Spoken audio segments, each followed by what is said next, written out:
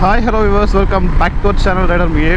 So இப்போ எங்கே போயிட்டுருக்கோன்னா வந்துட்டு நாகர்கோயிலுக்கு வந்துட்டு என்ஃபீல்டு ஷோரூம் தான் போயிட்டுருக்கோம். என்னடா சடனாக பெங்களூரில் இருந்தவரை வந்துட்டு எப்படா கன்னியாகுமரி போகலாம் அப்படின்னு சாக்காவீங்க. நிறைய பேர் கேட்டிருந்தாங்க. அதாவது இன்ஸ்டாகிராமில் வந்துட்டு நான் வந்து போஸ்ட் போட்டிருந்தேன். அதாவது பெங்களூர் டு கன்னியாகுமரி வந்ததாட்டு ஜஸ்ட் இதை விளாக் பண்ணிங்கன்னா கேட்டாங்க. நான் எதுவும் விளாக் எதுவும் பண்ணவே இல்லை.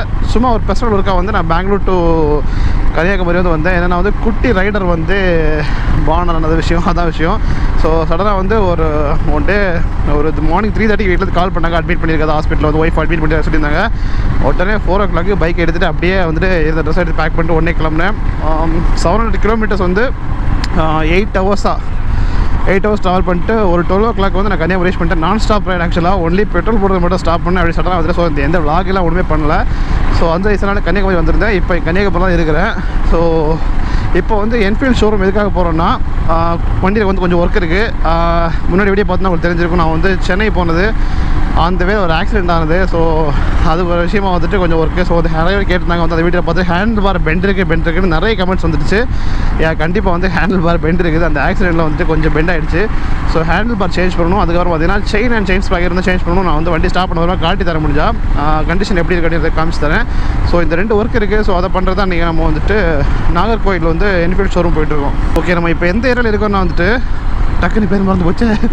மேல்புறம். இந்த ஏரியா வந்து மேல்புறம் சொல்லுவாங்க. மார்த்தாண்டம் தாண்டி இருக்குது. ஆக்சுவலாக மார்த்தாண்டத்துலேயே வந்து என்ஃபீல்டு ஷோரூம் இருக்குது. நான் அங்கேயே கூட வந்து கால் பண்ணி என்கொயர் பண்ணேன். ஹேண்டில் பார் அண்ட் வந்து chain sprocket and chain change பண்ணணுன்ட்டு அங்கே வந்து ஸ்டாக் இல்லை அப்படின்னு சொல்லிட்டாங்க. ஸோ வழி இல்லாமல் நாகர்கோயில். ஏன்னா வந்து இங்கேருந்து மார்த்தாண்டம் போகிறதே ஒரு 10 டிஸ்டன்ஸ் இருக்கும். ஸோ அங்கேருந்து அப்படியே அதே மாதிரி டபுள் டிஸ்டன்ஸ் வந்து நாகர்கோயில் போகணும். ஸோ ரொம்ப தூரம் ஆக்சுவலாக எப்படி பார்த்தாலும் ஒரு 40-50 கிலோமீட்டர் நினைக்கிறேன் தெரிஞ்சு. ஸோ ரொம்ப தூரம் தான், மாற்றி ஆகணும். ஏன்னா மாற்றாமல் என்னால் வந்து திரும்ப இங்கேருந்து வந்து பெங்களூர் போக முடியாது. ஏன்னா நான் பெங்களூர் டு கன்னியாகுமரி வரும்போது பார்த்தா கரெக்டாக நாகர்கோவில் ரீச் பண்ணும்போது ஒரு 20 கிலோமீட்டருக்கு முன்னாடி வந்துட்டு என்னோடய செயின் வந்து கரண்டே விழுந்துருச்சு. ஏன்னா கிலோமீட்டர் வந்து இப்போ வந்து 31,500 கிலோமீட்டர்ஸ் எனக்கு ஓடி இருக்குது. இவ்வளோ தூரமாக வந்துட்டு இவ்வளோ கிலோமீட்டர் வந்து நான் செயின் அண்ட் செயின் ஸ்பாக்கெட் மாற்றவே இல்லை. ஆக்சுவலாக ஒரு நார்மலாக பார்த்தா ஒரு 15,000 மேக்ஸிமம் 20,000 வந்துட்டு கண்டிப்பாக மாத்திர சிச்சுவேஷனாக வந்திருக்கும். நான் கொஞ்சம் நல்லாவே மெயின்டைன் பண்ணும்போதுக்கு ஒரு 25 வரைக்கும் நல்லாவே இருந்துச்சு. அதுக்கப்புறம் வந்து ஷோரூம்லேயே மாற்ற சொன்னாங்க. நான் நெக்ஸ்ட் வாட்டி அப்படியே மாற்றலான்னு பிளானில் இருந்தேன்.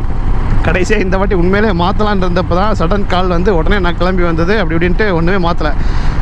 அன்றைக்கி மார்னிங் தான் ஆக்சுவலாக நான் வந்து சென்னை பாண்டிச்சேரி ட்ரிப் முடிச்சுட்டு வந்து மார்னிங் ஆஃப்டர்நூன் உள்ள தான் வந்து பெங்களூர் ரீச் ஆனேன். ஸோ எந்த ஒர்க்கும் நான் பண்ணவே இல்லை பைக்கில். அப்படியே வச்சிருந்த பைக்கு திரும்ப அன்றைக்கி நைட்டே திரும்ப அடுத்த நாள் வந்து கிளம்புறதால வந்துட்டு இந்த ஹேண்டில் பார் மாற்றுறது எதுவுமே நான் பெங்களூரில் வந்து பண்ண முடியல. ஸோ இங்கேருந்து கண்டிப்பாக பண்ணி தான் ஆகணும். ஏன்னா ஹேண்டில் பார் கூட எப்படி வச்சு ஓட்டிடுவேன். ஏன்னா ஆல்ரெடி நான் ஒரு 1000 கிலோமீட்டர் ஓட்டி தான் இருக்கேன்.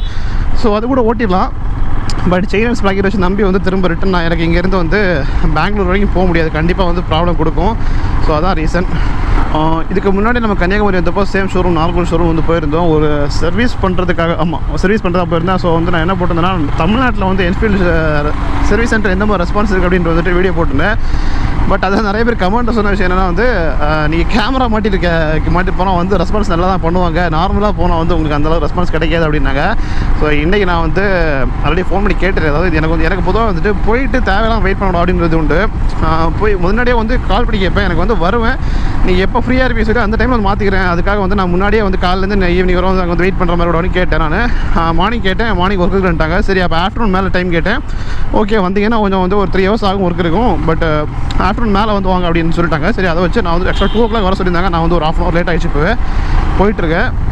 ஸோ இன்றைக்கி சொல்ல வந்ததான் என்னென்னா வந்து நீங்கள் போகும்போது நான் கேமராலாம் மாட்ட போகிறதா ஜஸ்ட் ரிமூவ் பண்ணி வச்சுருவேன். நார்மல் ரெஸ்பான்ஸ் எப்படி இருந்தது நீங்கள் கேமராலாம் தான் உங்களுக்கு பார்க்க முடியாது. நான் முடிச்ச அப்புறமா வந்து என்ன ரெஸ்பான்ஸ் என்ன ப்ரைஸ் ஆச்சு அப்படின்றது வந்துட்டு நான் சொல்கிறேன். பட் இன்றைக்கி வந்துட்டு கண்டிப்பாக நான் வந்து இந்த கேமராவோட ஷோரூம் போகிறது இல்லை, வித்தவுட் கேமரா போகிறேன். ஸோ உங்கள் ரிக்வஸ்ட்டுக்கு ஏற்ற மாதிரி வந்து வித்தவுட் கேமரா ரெஸ்பான்ஸ் எப்படி இருக்குன்றதை பார்க்கலாம். ஒரு 30 கிலோமீட்டர் மேலே வந்திருப்போம். அழகிய மண்டபம் தக்கலை தாண்டிட்டேன். இனி வந்துட்டு பார்வதிபுரம், அப்புறமா நாகர்கோயில். ஸோ இன்னும் ஒரு 20 கிலோமீட்டர் போக வேண்டியிருக்கு. மிட்டில் வந்து டக்குன்னு சொல்லணும்னு தோணுச்சா தான் வந்து டக்குன்னு கேமரா ஆன் பண்ணேன். ஏன்னா வந்து லாஸ்ட்டாக அந்த ஆக்சிடென்ட்டான எக்ஸ்ப்ளனேஷன் வீடியோவில் வந்துட்டு சொல்லியிருப்பேன். இது வந்து இந்த பார்ட் வந்துட்டு சென்டரில் வந்து பெண்ட் ஆகிடுச்சு. ஸோ அதை வந்து பெண்ட் நிமித்து போட்டுடலாம் அப்படின்னு சொல்லிட்டு இருந்தேன். ஸோ ஆக்சுவலாக ட்ரை பண்ணி பார்த்தோம். வந்து இந்த பீஸும் மிடில் வந்து அப்படி ஜாயின் ஆகிறதுக்கு ஒரு பீஸ் இருக்கும். இதில் வந்து இப்படி கிராஸாக டீ ஷேப்பில் வர மாதிரி இருக்கும். ஸோ அது வந்து பெண்ட் நிமித்து பார்த்தா என்னன்னா வந்து ப்ராப்பராக பெண்ட் வந்து ரிமூவ் ஆகலை. தாறுமாறாக அப்படி வளைஞ்சு பெண்ட் ஆகிட்டு இருந்தது. ஸோ என்ன பண்ணிட்டேன்னா சரி இது வேலையாகாது அப்படின்ட்டு புதுசாக வந்து போட்டதுக்கு அவங்கள்ட்ட கேட்டேன். நல்ல விதமாக ஸ்டாக் இருந்துச்சு அவங்ககிட்ட. பட் ஏன்னா ஒரு சின்ன ஒரு பார்ட்டு தான். பட் ஆனால் அமௌண்ட் வந்து 1050 rupees அது ஆக்சுவலாக.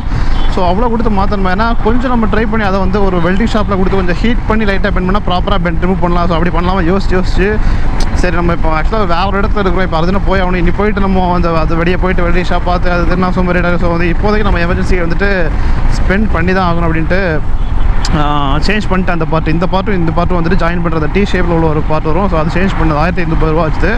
அப்படியே நான் வந்து அந்த சென்னை அந்த சர்வீஸ் சென்டர்லேயே வந்துட்டு ஒரு ஜென்ரல் சர்வீஸ் விட்டுட்டேன். ஏன்னா 30,000 கிலோமீட்டர் ஆகிடுச்சு அங்கே போகும்போது. ஸோ அங்கேயே ஒரு ஜென்ரல் சர்வீஸ் பண்ணிட்டு இந்த பார்ட் வந்து சேஞ்ச் பண்ணிட்டு நார்மலாக வந்து வண்டியை வந்து அங்கே எடுத்துகிட்டு வந்துட்டேன். ஸோ அதுக்கப்புறமா எனக்கு ஒர்க் இருந்துச்சு ஆக்சுவலாக. அன்றைக்கி வந்து ஹேண்டில் பார் வந்து அங்கே வந்து ஸ்டாக் இல்லாதனால மாற்றலை. பட் மாற்றி ஆகணும். என்ன பார்த்தாலே தெரியல உங்களுக்கு எவ்வளோ பெண்ட் இருக்குது அப்படின்னு தெரியும் கிளியராக. ரொம்ப நேரம் ஓட்டினால நமக்கு ஷோல்டர் பெயின் வர ஆரம்பிச்சிடும். அந்த மாதிரி பெண்ட் இருக்குது. ஸோ எங்கேயுமே நியர்பை ஷோரூம் ஸ்டாக்கில் இப்போ பார்த்தா எங்கே பார்த்தாலுமே வந்து என்ஃபீல்டு ஷோரூமில் வந்துட்டு சர்வீஸ் சென்டரில் அதாவது ஒரு பார்ட்ஸ் கேட்டால் வந்து ஸ்டாக் இருக்க மாட்டேங்குது. அதாவது என்ஃபீல்டை வந்து சொல்கிறேன் என்ன ஸ்பேர்னாலும் உடனே அவைலபிள் இருக்கும், சர்வீஸ் சென்டர் இருக்கும். அப்படி தான் அது ஒரு plus point. But service centre இருக்குது. பட் ஸ்பேர் பார்ட்ஸ் வந்து எங்கேயுமே வந்து கேட்டால் ஸ்டாக் இல்லை. மேக்ஸிமம் சென்டர்ஸ்க்கு வந்து ஸ்டாக் இல்லை அப்படின்றாங்க. 1-2 தான் வந்துட்டு ஒரு பார்ட் அவைலபிள் இருக்குது. அந்த மாதிரி இருக்குது. இந்த லாக்டவுன்னால என்ன எதுன்னு தெரில, கொஞ்சம் ஸ்பேர் பார்ட்ஸ் அவைலபிலிட்டி இப்போ வந்து கொஞ்சம் கம்மியாக தான் இருக்குது நிறைய ஷோரூமில்.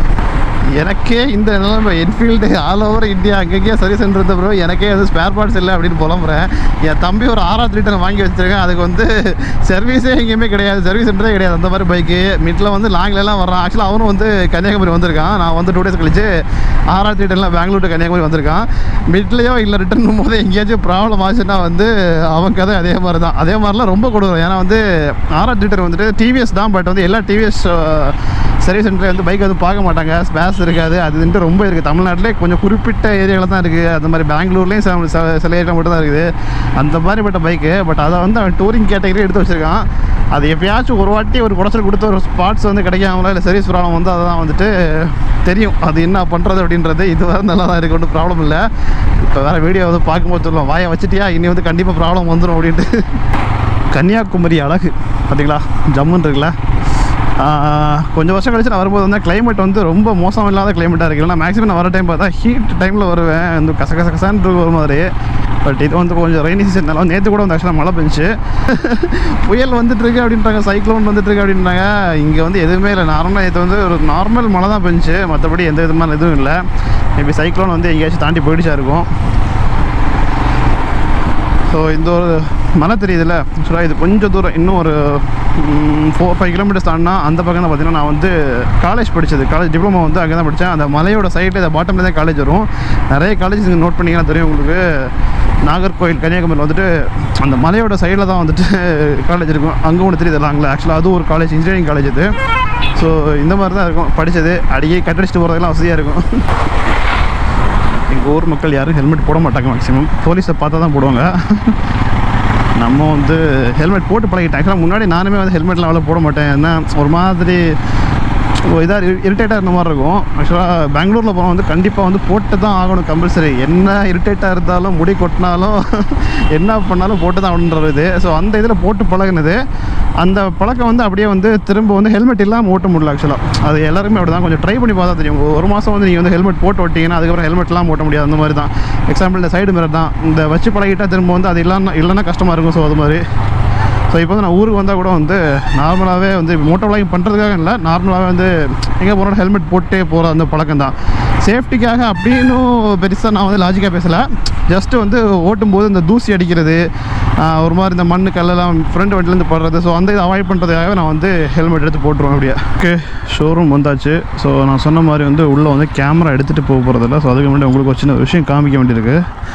அதுக்காக வெளியே வச்சு காமிச்சிட்டு நான் போயிடுறேன். செயின் சொன்னால செயின் வந்து ரொம்ப போயிருக்கு அப்படின்ட்டு. ஸோ பார்த்தாலே தெரியும், செயின் வந்து சென்டர் ஸ்டாண்டில் வந்து டச் ஆகிட்டு இருக்கு பாருங்கள். சென்டர் ஸ்டாண்டு மேலே அப்படியே உட்காந்துருக்கு, அந்தளவுக்கு லூஸாக இருக்குது. பார்த்தா தெரியும் எப்படி கிடக்கும் பாருங்களேன். இதுக்கு மேலே வந்து செயின் வந்து லூஸ் ஆகவே முடியாது, அந்த அளவுக்கு லூஸில் இருக்குது. ஃபுல்லாக டச் ஆகிட்டு இருக்கு ஃபுல்லாக. ஏன்னா இதுக்கு மேலே வந்து கண்டிப்பாக டைட்டு பண்ண முடியாது, ஃபுல் எண்டு வந்துருச்சு. ஸோ இதான் ரீசன். இந்த அளவுக்கு இவ்வளோ கேவலமாக வந்துட்டு இவ்வளோ வரைக்கும் யாரும் ஓட்டிருக்க மாட்டாங்கன்னு நினைக்கிறேன். ஏன்னா 31,571 கிலோமீட்டர் ஓடிடுச்சு. ஓகே, ஆஃப் பண்ணுறேன். கேமரா கழட்டிக்க போகிறா தான். பாய். கேமரா ஆன் பண்ணோன்னா பில்லு வந்துடுது. ஓகே, ஹேண்ட் பார் சேஞ்ச் பண்ணியாச்சு. இருட்டாக இருக்கும், எப்படின்னு தெரில.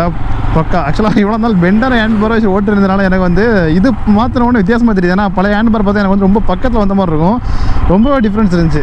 இப்போ பார்த்தா வந்து என்னோட கை வந்து இன்னும் ஸ்ட்ரைட்டாக வந்து ஃப்ரண்ட்டில் போன மாதிரி. ஆக்சுவலாக இதான் ஒரு பொசிஷன், நம்ம பெண்டில் வச்சு அப்படியே ஓட்டியிருந்தனால அது செட் ஆகிடுச்சு. இது கொஞ்சம் டிஃப்ரெண்ட்டாக இருந்த மாதிரி இருக்குது. லேபர் காஸ்ட்டு, இந்த காஸ்ட்டு என்னது பார்ட்ஸ் கார்ட்டு வந்துட்டு பார்ட்ஸோட காசு வந்துட்டு பேக்கெட்டில் இருக்குது, பில் இருக்குது. நான் ஸ்டாப் பண்ணிட்டு நான் செயினை காமிச்சு கொடுத்துட்டு அப்படியே நான் பேசுகிறேன். ஓகே, பைக்கை ஸ்டாப் பண்ணிட்டேன். ஸோ செயின் காமிச்சிட்றேன். காமிக்கிற ஒன்றும் இல்லை, ஆக்சுவலாக வந்து நியூ செயின் தான். ஸ்ப்ராக்கெட் அண்ட் செயின் வந்து ரெண்டுமே வந்து நான் புதுசாக வந்து சேஞ்ச் பண்ணிட்டேன்.